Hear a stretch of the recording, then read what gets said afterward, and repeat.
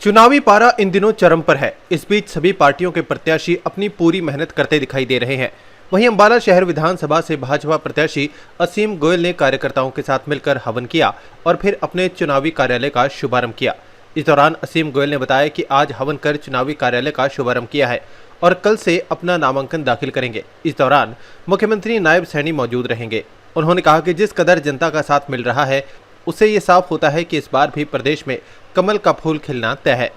देखिए, बहुत बड़ा परिवार है भारतीय जनता पार्टी का परिवार। इन 10 सालों के अंदर बहुत बड़ा हुआ है। बहुत से साथी दूसरी विचारधाराओं से भी आए। हमारा एक पुराना भी कैडर है और मैं इतनी बात जरूर मानता हूँ कि भारतीय जनता पार्टी की रीति नीति के अंदर जो ढला हुआ कार्यकर्ता है वो कभी भी पार्टी की विचारधारा के खिलाफ नहीं जाता। और जो कुछ साथी जो गुस्सा है उस गुस्से को जो है मना भी दिया जाएगा, दूर भी कर दिया जाएगा।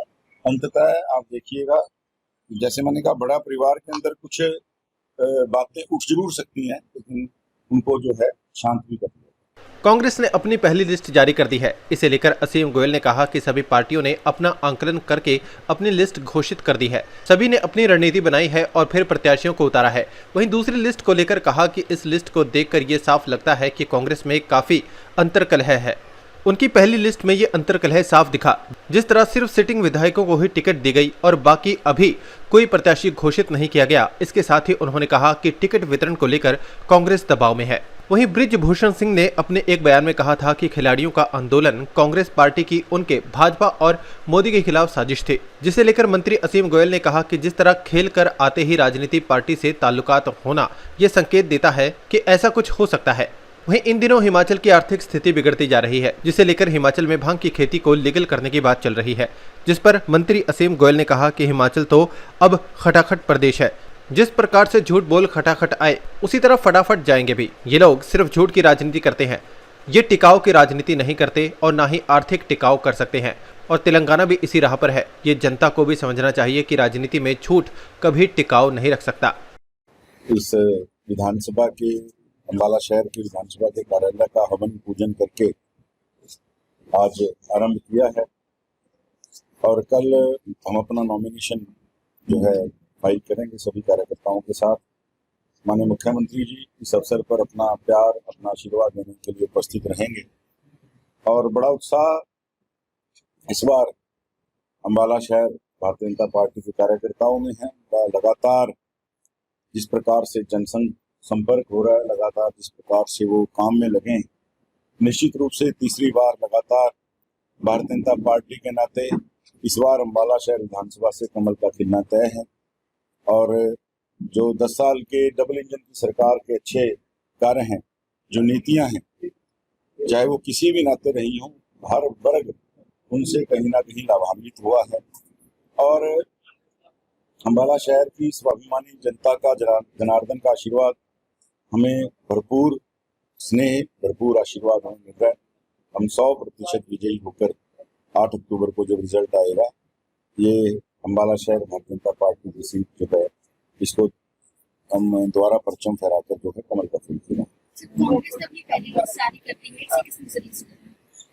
देखिए, हर पार्टी अपने तरीके से अपना आकलन करके लिस्ट को जारी करती है। मैं कोई कटाक्ष नहीं करना चाहता, क्योंकि प्रत्येक पार्टी अपनी रणनीति के नाते काम करती है और प्रत्येक पार्टी रणनीति के नाते कैंडिडेट को उतारती है।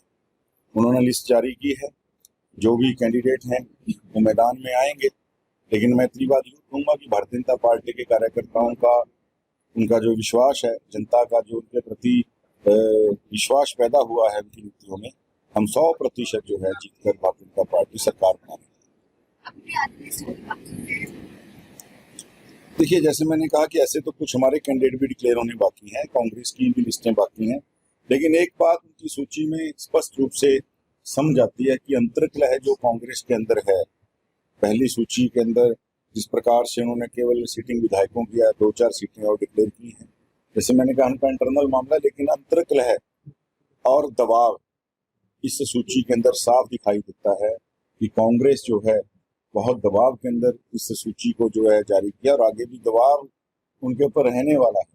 भारतीय जनता पार्टी ने एक बड़ी लिस्ट 67 जो उम्मीदवार हैं पहली लिस्ट के अंदर जो है अपने उन्होंने दिए हैं, सूची जारी की है, तो स्पष्ट रूप से आप देख सकते हैं कि कांग्रेस जो है एक मानसिक दबाव और तनाव के नाते इन सूचियों को जारी कर। भाजपा की पहली लिस्ट आने के बाद भगदड़ मची हुई है, जिस पर असीम गोयल ने कहा कि भाजपा एक बहुत बड़ा परिवार है और दावा किया कि जल्द जो भी रूठे हैं उन्हें मना लिया जाएगा और जल्द फिर सब एकत्रित होंगे। अपने आसपास से जुड़े ऐसे ही अपडेट्स पाने के लिए देखते रहिए अंबाला ब्रेकिंग न्यूज। हमें फेसबुक पर लाइक करें, यूट्यूब पर सब्सक्राइब करें और अपने एप्पल और एंड्रॉयड मोबाइल फोन के प्ले स्टोर से हमारी app Ambala breaking news download करें।